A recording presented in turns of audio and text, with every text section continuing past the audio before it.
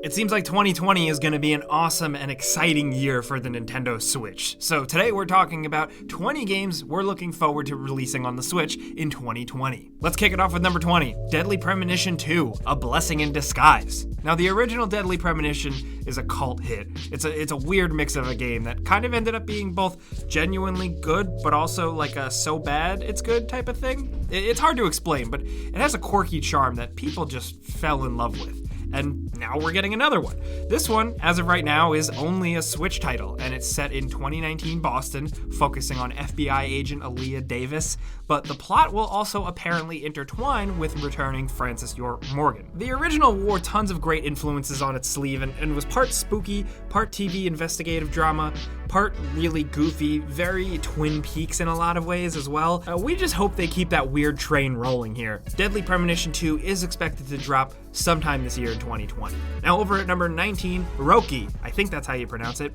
It's significant in part because it's from a new development studio formed by former Guerrilla Games art directors. And I mean, like, the immediate appeal here is that the game looks really damn gorgeous. It's a Scandinavian-inspired adventure game, mostly based around narrative, atmosphere, and exploration with some puzzle solving.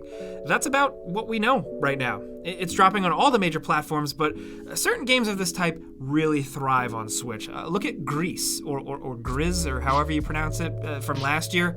Here's hoping this one is just a solid adventure that really takes hold on Switch. Now over at number 18, Darksiders Genesis. This is the top-down hack-and-slash RPG version of a Darksiders game.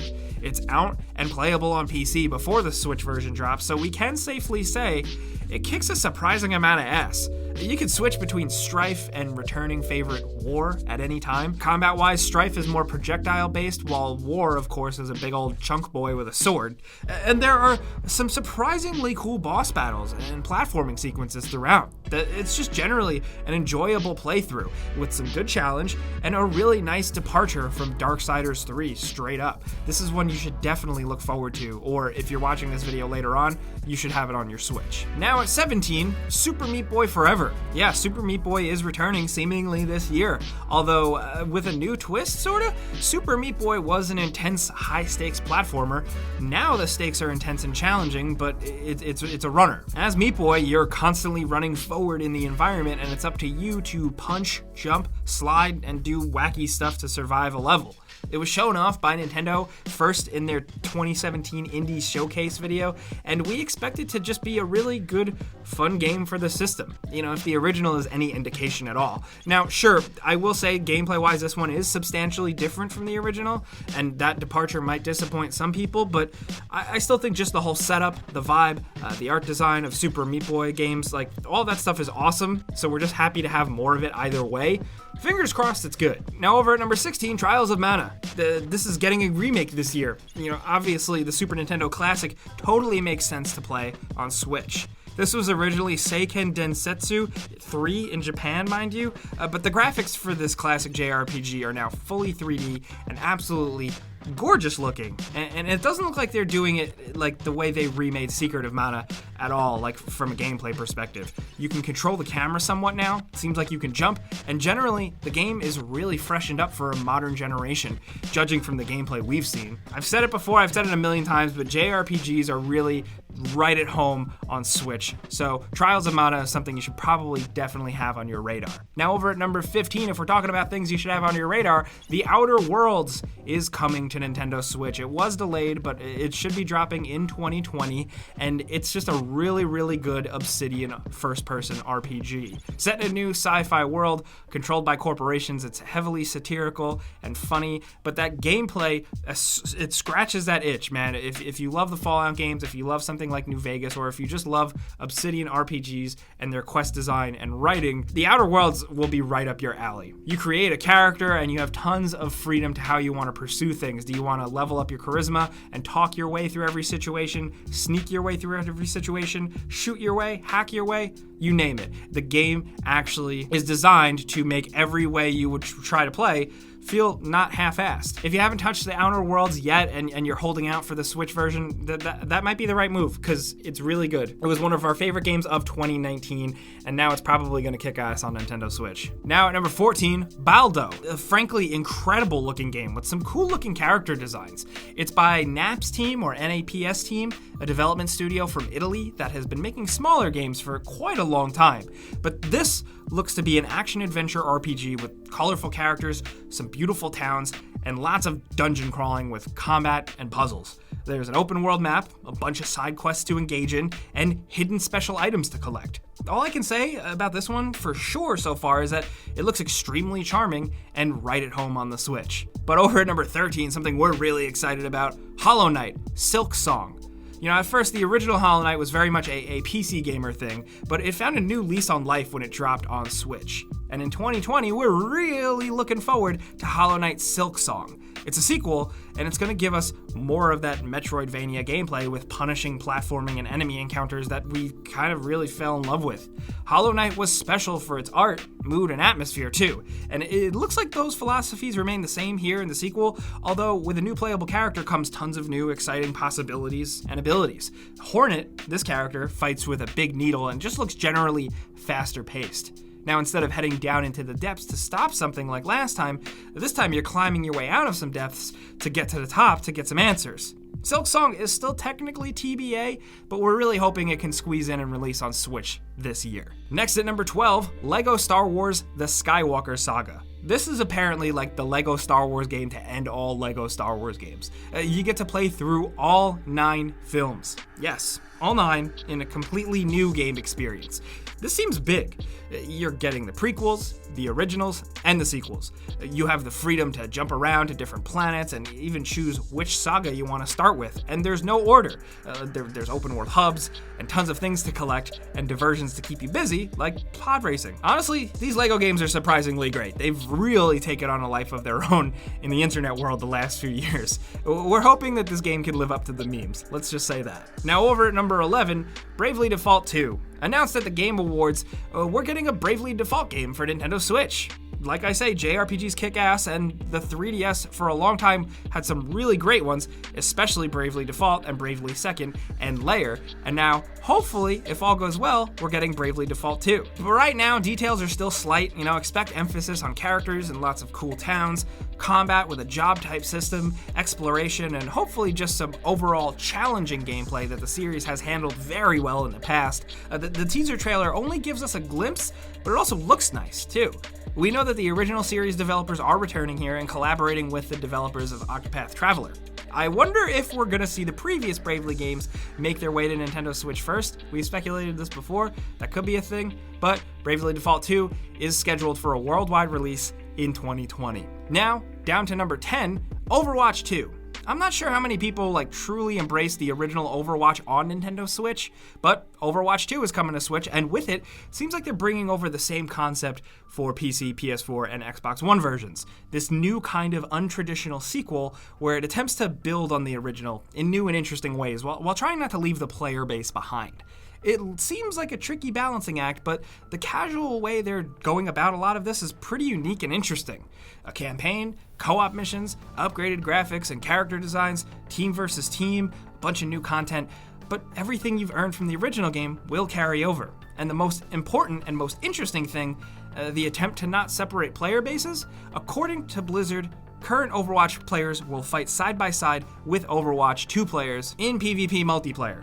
They'll also be able to play Overwatch 2 heroes and maps. So, the original Overwatch doesn't immediately die or get left in the dust if you can't immediately run out and get the new one. I appreciate that approach. Curious to see how it pans out. I'm glad the Switch is getting a new competitive FPS game. That's the bottom line. Now over at number 9, we have Gods and Monsters. This was that teased Ubisoft game that might release in 2020. It's got a very colorful, creative art style. It's very much inspired and with some of the people behind Assassin's Creed Odyssey, and that makes sense because of Greek mythology type things. Honestly, they're trying to build some sort of new adventure RPG here from the ground up, not on the back of something like Assassin's Creed, and I do think that's interesting. I think the most important thing with Gods and Monsters that we're hoping for is that it doesn't just feel like every other Ubisoft game. You know what I mean? I'm expecting a lot more information to come out about this one soon. At the time of watching this video, all we really have is that initial reveal, but hopefully soon we'll know more, and hopefully we'll be playing it in 2020 so we can see what's up. But next at number 8, Axiom Verge 2. Hopefully this year, we're getting the sequel to Axiom Verge that was shown off in a trailer on the Nintendo YouTube channel. You can immediately tell art style-wise, it looks drastically different. There's a lot more color now, and it makes a big difference. Apparently, the Metroidvania gameplay returns, and it's part of the same story as the original game, but with a whole new world, enemy types, abilities, and characters. We've gotten peeks at hacking, remote drones, and some different biomes like cold, snowy mountains and forests. It seems like it's coming to Switch first and foremost. According to developers, it is coming late 2020. And just shout out to the original game. If you haven't played that yet, there's still time. It's very old school, but it's very good. But speaking of old school, at number 7, Streets of Rage 4. Finally, we're getting a new one. The classic beat-em-up series is one of the best. With me personally, 1 and 2 being some early highlights of my gaming days. Now, we did manage to briefly get our hands on a demo of this game at a recent event, and although it wasn't the finished version of the game, it seems pretty darn good. Pretty much what you would expect, but it feels good.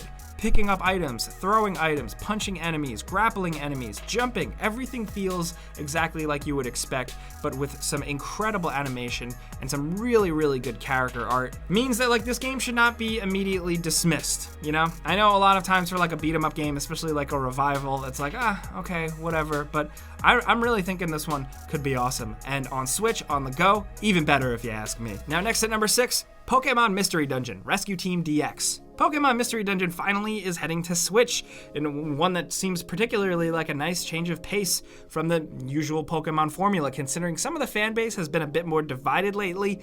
Maybe we could use this one. This is a remake of the 2005 Pokemon Mystery Dungeon Blue Rescue Team and Red Rescue Team. You play starting out as a human who is turned into a Pokemon, and you pick a partner Pokemon, and you go out and you do missions and jobs, and of course, go through dungeons, all with fun turn-based battles. These games certainly have a specific but fun appeal, and I'm glad it's getting a new lease on life on Nintendo Switch. It's releasing this March. Next at number 5, No More Heroes 3. We had Travis Strikes Again, which was, I don't know. It served as a test bed for interest in a new No More Heroes game, I guess, apparently, because this year we're getting No More Heroes 3 on Nintendo Switch, seemingly exclusively. Also, I just want to say, like, the initial reveal trailer for this game was incredible. But anyway, like once again, this very much does look like a Suda51 jam with all of the personality quirks that come with these games. Gameplay is back to hack and slash, and our favorite dude, Travis, is saving the world from invading aliens. It seems simple enough, right? These games are fun to play, but, you know, really it's the humor and the personality we come for and we stay for. It's been a long time since we've had a numbered entry, and we hope No More Heroes 3 lives up to the hero that Travis Touchdown kinda sorta is, maybe? But moving on to number 4, Doom Eternal. I don't know what else to say about this game. We've said a lot about it. We're very excited about it. It's one of our most anticipated games, and we're thankful that it's coming to Switch. It's not releasing day and date with the console and PC versions, unfortunately, but it is coming pretty much in 2020, we think. And yeah, more Doom is always good, and Doom on the go is even better. This one is blowing things out of the water with a ton of new moves and different things you can do to hop around the environment and hurt your enemies and pull more from them other than just glory kills and chainsaws. Now you can set dudes on fire and get more back. Enemy types are insane and revamped. They're pulling a lot of creative elements from Doom 2 and reworking them here in a modern way that I'm really excited to see. You get a shotgun with a grappling hook. You have a home base kind of hub. The Doom guy gets his own little space station. It's like ridiculous and over the top, and it's probably gonna be a blast. I'd say it's probably almost definitely gonna be a blast. I just hope it's a blast as well on Nintendo Switch when it does drop. Now down to number 3, a big exclusive for Nintendo Switch that should be dropping this year is Platinum Games' Bayonetta 3. Frankly, we don't know much other than like a reveal trailer from a few years ago, but the Bayonetta games are excellent. They just got put out on Switch, the previous games. You should go check them out. They are really good action-adventure games. If you like stuff like Devil May Cry, Bayonetta should be right up your alley. I'm really curious to see what kind of twists, what kind of spin on things Platinum is going to do with Bayonetta 3. Fingers crossed, it kicks ass. Yes, of course, we're helping you out with this informative video by telling you what games are probably dropping on Switch Switch this year, of course, but also I'm going to use this time to say, just go play the previous Bayonetta games, all right? Now, down to number 2, we have Animal Crossing: New Horizons. Because of course, hell yeah, a brand new Animal Crossing game on Nintendo Switch. What more could you want? It looks like there's gonna be like a full crafting, more customization to both your character and your environments, and there's bigger emphasis on online co-op with local co-op as well, thank God. This is all where you and 3 friends can bop around on an island of your own. I'm excited for a new generation of players to be exposed to Animal Crossing, really. These games are so charming, kind of relaxing, and fun, and maybe even a little addictive, that I think we could see an awesome new resurgence in Animal Crossing love. I mean, it never went away. People haven't forgotten about it. We had the mobile game, but this could really be the next big thing for the series, you know? They also announced that gorgeous Switch to go with it, that Animal Crossing Edition Switch. I lust for that damn thing. But anyway, I digress. Let's move on to number 1 and talk about The Legend of Zelda Breath of the Wild sequel. Yes, we're getting a direct sequel to Breath of the Wild, a follow-up to Breath of the Wild. Expect similar gameplay elements, obviously some evolutions to it all, but that brief trailer we got didn't really tell us much other than that Link and Zelda do return. I think there's a lot that they can do with this. There's been a lot of speculation about co-op gameplay, which has kind of been denied, but I don't know. They answered the question very weird, and I think this game, the gameplay style and the open world style of Breath of the Wild could do well with some co-op elements. I'm curious to see how much more creative they can get with this one, because between the developers and the DLC and then just players out there, the creativity for Breath of the Wild was off the charts after the game released, so how can they top that? I don't know, but we're really, really hoping it releases in 2020 so we can find out. Those are, of course, the games we're looking forward to, hopefully all releasing this year, but we got some bonus ones that we wanted to cram in. First and foremost, Doom 64. The other Doom ports for Switch were very good. We hope Doom 64 is the same. And also, the Pokemon Sword and Shield expansions that are going to be rolling out. If you enjoyed that game, you have a lot of content to look forward to. But like I said, these are the Switch games that we're going to be playing and hopefully checking out in 2020, except for when games get delayed, because it always happens. But still, this is the stuff. So we want to know what you guys are going to be looking forward to playing on your Switch this year. Let us know in the comments. Let us know anything at all. If this helped you out, maybe you learned something, clicking the like button is the best way you can help us out. We'd really appreciate that. And if you're new, consider subscribing and maybe hitting that notification bell, because we put out new videos every single day.